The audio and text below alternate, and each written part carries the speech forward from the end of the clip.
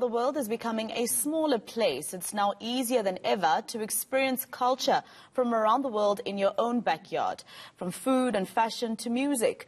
But jazz musician Billy Monama is not celebrating. He's concerned that South African guitar style is being lost, and he's hosting a workshop to preserve the sound. He joins us now to discuss this. Billy, thank you very much for your time. I see you've got a very beautiful acoustic, one of my favorite guitars. Just tell me, what do you mean by South African guitar? So what's the difference? Well, can I say hi? Masego, good morning. Good morning. So, the South African guitar is a very distinctive, instrument. When it's very unique, you can't go anywhere in the world and find, this kind of a guitar playing. It defines the South African music.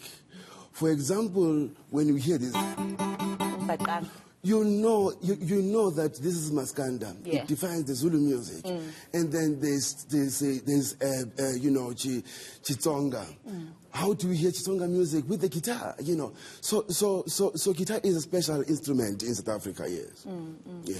So now what is your plan to try and make sure that we preserve it and have even the younger generation who want to play the guitar know how to play the South African feel? Well, I thought of it's not an easy task, I must say, but I thought of doing something about the memory, capturing the memory that was lost, over the years. This is the memory of black South African music and musicians as well. There was so much musicians who were not documented properly, and to start with a simple thing, their names, they were incorrectly written, there was just so much of it. And the music education in South Africa, it's not being given a peripheral position, it's given a central position. How am I saying this? Is because of the teachers. They are lacking dimensions and training in African music.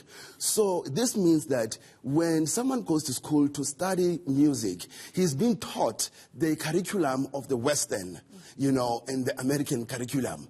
So then when later he becomes a teacher, what he's going to teach is going to teach what, yes. So it becomes a perpetuation of some sort. So now, when I was young, when I was at school, I was given an assignment to research about Maskanda guitar. I found nothing documented about the South African guitar, and that was, for me, it was a concern, So that is why I thought of taking this initiative. So now this initiative, then, I had to create a workshop to bring the awareness about this, because the teachers themselves, they don't know African music. But now I see people are becoming woke enough, because many of the post-grads, they write theses and research about African content. So, yeah, we're getting somewhere. So, Billy, is there a difference if, for instance, there's different guitars, right? Yes. There's an acoustic, there's a bass, there's a whole lot in terms of range, Spanish, etc. So, obviously, maybe we shouldn't count the Spanish because it's not South African, but does it matter which one I use? Can I use the bass guitar and still get the African feel, or does it have to be acoustic? Yes.